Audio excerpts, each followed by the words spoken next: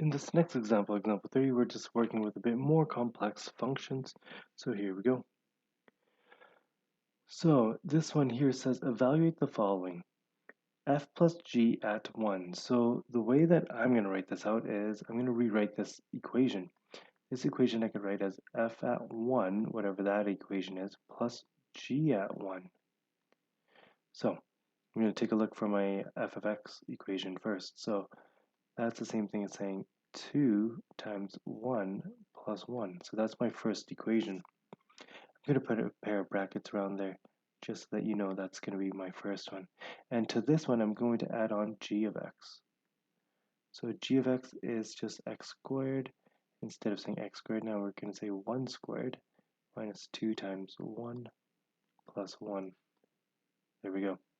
We need to clean up both brackets, and whatever those are, we're going to add them together. So this is 2 plus 1 is 3. And in the other bracket, let's see what we have. We have 1 minus 2 plus 1. It's just 0 here. And of course, once we've finished off our answer, that's just equal to 3 once we add them together. Over here, we're looking at k times g all divided by h at 3. So again, I'm just going to quickly rewrite this equation. So this is k at 3 times g at 3 all divided by h at 3. And all I do is I'm going to find these equations and sub in the value of 3. So here we go. So k at 3, and it doesn't matter, it's always going to be equal to 2 there, so I have 2. That's my k value at 3. To that, I'm going to multiply it by g, and again, g here is this long equation, so we're going to sub in. So we have 3 squared minus 2 times 3 plus 1.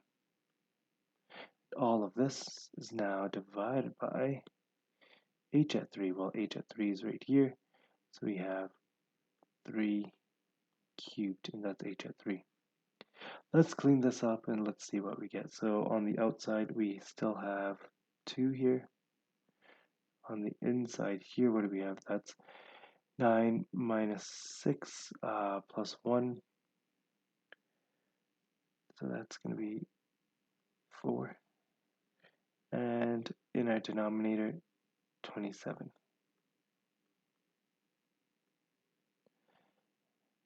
Let's clean this up one more. This is the same thing as saying 8 over 27. Done. Last but not least over here, so we're doing a few different things, so let's work through this one. So we're multiplying f and k at 1, then g and h at 2, and we're going to subtract those two answers. So be very, very careful. So let's start off with f at 1, so that's 2 times 1 plus 1 there, that's f. And to f, I'm going to multiply k. K at 1 is still 2, so there's my 2 there. And here I'm going to put a subtraction sign. Gonna get h here. So h at 2 is right here. H at 2 is x cubed. And sorry, of course, not x cubed anymore. We're going to sub in the value of 2.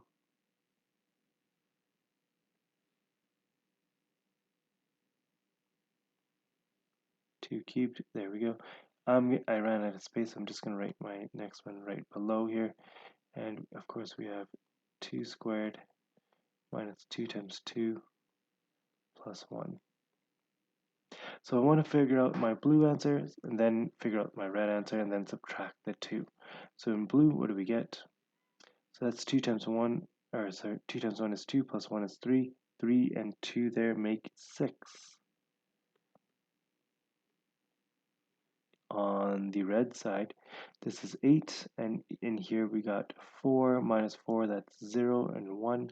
So that's 8 times 1 is just 8. And of course, I'm missing a subtraction sign in the middle because that accounts for that subtraction sign. And we said this one here should be 8. There we go. Doing this quick subtraction, what do we end up with here? So equals. Overall, we're going to be equal to -2. In example 4, it's asking you, given this, to use a table value to figure out these equations here, given this graph below. Okay, so based off of this graph here, we're going to try to pick some coordinates that that are going to be read cleanly on both graphs. So I definitely always want to try to pick my anything on my y-axis. I have a coordinate there, coordinate there. There we go. So something on my y-axis. Try to pick something else, usually in common between both graphs. So right here, there's a turning point on both. You could use an endpoint on both if you can read it. I'm also going to pick this one here because that's a turning point again. Our graph changes direction. And let's see, we can choose maybe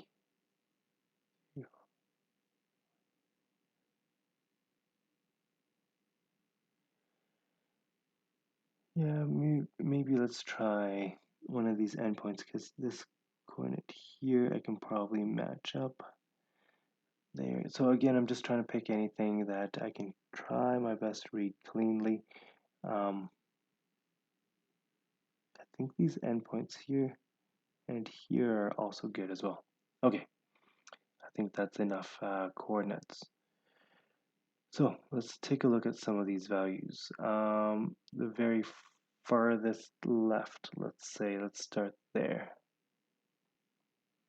Starting on the far left, that was -12. And then we would have negative, I believe that's 6. 1, 2, 3, 4. Then we chose 0, and then we chose +6, I believe, 3, 4, 5, 6. And if that's 6, that makes 1, 7, 8, 9, 10. That makes this last one 10. There we go.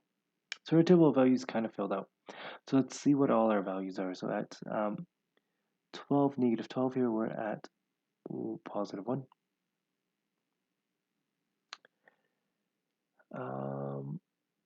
Yeah, +1. At -6, we're at +3. At 0, we're at 0. At 1, 2, 3, 4, 5, 6, 6 here, we're at 2. And of course, at 10 there, we're also still at 2. So that's all my original on f of x. Let's figure out g of x, because that's the next column, using the same x values. So at -12, we're down at 1, 2, 3, 4. Looks to be -4 there. Let's do this in red. At -6, we're at -2. At 0, we are now at -3. At 6, we're still at -3. And at 10, we're at -1. From here, I'm just going to do what the question is telling us to do. Well, it says add your f of x and g of x. Well, here's f of x, here's g of x. Let's just add them together. If we add them together, we get, let's do this in -3. Adding these together, we get +1, -3 again, -1, and +1. So here I want to try my best to graph these new coordinates. At -12, I'm at -3.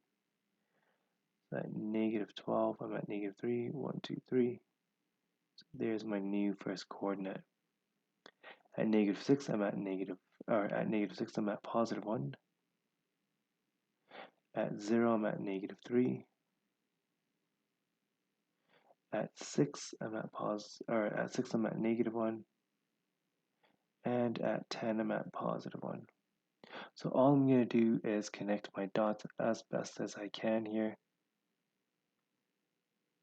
And here we go. I just connected all my dots there, and it kind of just fits in between both graphs there. Okay. So the next column here is asking you to multiply these two together. So when we are multiplying, what do we get? So we got 1 times -4, that's -4. 2, or 3 and -2 is -6. 0, -6 again, and -2.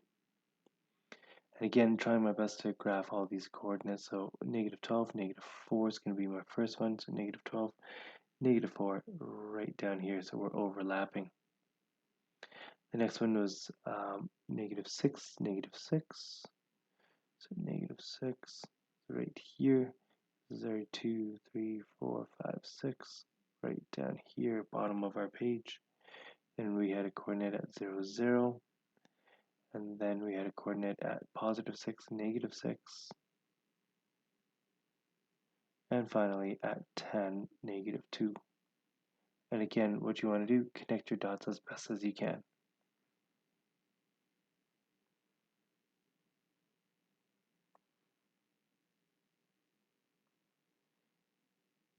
And there we have it, all done. If you can, you should try your best to label these graphs as well. So the first one here, this one, so this first one here, if you traced it, that was f of x, you have your g of x right there. This one here was f of x plus g of x. And this one down here was f of x multiplied by g of x. Oops, brackets on the wrong side.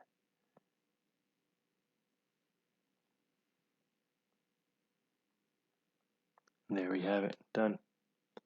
This last example here, we're just going to use these graphs to help us figure out our new functions here, f plus g and f times g. So the easiest thing to do is to develop the equations for these lines. F of x on this first one here, f of x, and let's write it below. F of x is going to equal, and it looks like we're at -3, and our slope looks like it's 3 over 1. Or sorry, that's -5.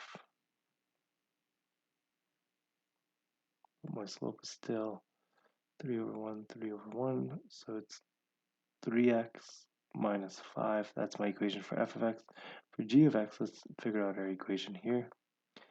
So g of x is going right through the origin there, and it looks like we're going down 2, right to 1. So my slope here is just g of x is equal to just -2x. So if they wanted us to add these functions and then to multiply them, let's see what we get. So when we add these functions, f of x plus g of x, we get 3x minus 5 plus minus 2x. Combining everything, you get x minus 5.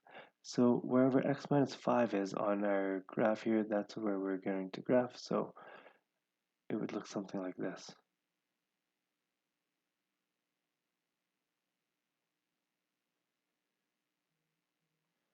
And there we go. And of course, we should connect our line here, should connect our dots.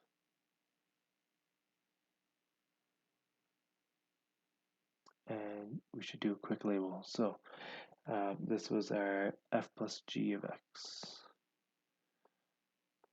This is our f of x plus g of x equation. We got to figure out the multiplication now, so let's do that right below. So in terms of multiplication, we have f of x times g of x, and that's going to equal 3x minus 5 multiplied by -2x. Let's see what that gets us. That gets us to -6x squared plus 10x. There we go. So if this is my equation, this is kind of tough to graph, so I'm going to go straight to my graphing calculator and type it in.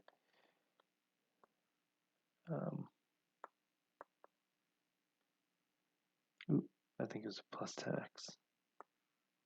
There we go.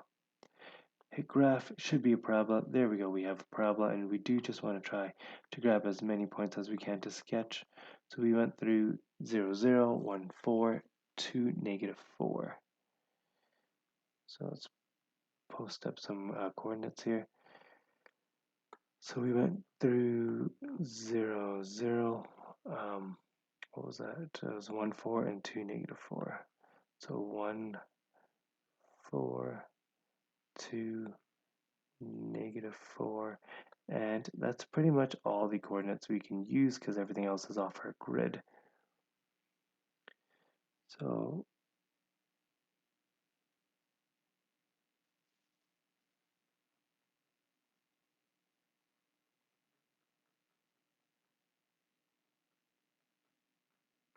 there's half of my parabola, not the best drawn, and here's that other half coming down. There we go. And this is f of x times g of x. So this one was a bit tougher to sketch out. Okay, over here, let's take a look at our functions. So what do we have in terms of functions? F of x looks like a standard parabola. G of x looks like a standard absolute value. So let's jot those down. F of x equals, looks like x squared, but at 1, we're not at 1. At 1, we're at a half. Okay, interesting. At 2, we should have been at 4, but in this case, at 2, we're at 2. So really, we're 1 half x squared. You had a vertical stretch by a factor of 1 half. G of x. Let's take a look at g of x. G of x here looks to be a standard absolute values because if you're at 1, 1, 2, 2, 3, 3, 4, 4, so for g of x, we have a standard absolute values graph. And for these two here, I'm just going to use my graphing calculator to do this last two example just because it's a bit easier on graphing calculator. So if you had function, our first function, this is, and what are we doing? We're adding these two together. So let's go 1 half, which is 0.5 x squared. That's my first function, and I'm adding absolute values x to it. And if you hit graph, let's see what we get. There we go. That's our graph. The next one is going to be very, very similar. So it's going to be 0.5x squared. This time, instead of saying plus in between, I'm just going to start multiplying right away. Oh, and you don't really need this extra bracket. Let's see what we get here. And so I'm double stacking my graph just to see, and it looks like just a wider U there. And there we go. That is the end of our lesson. If you have any questions, please feel free to ask.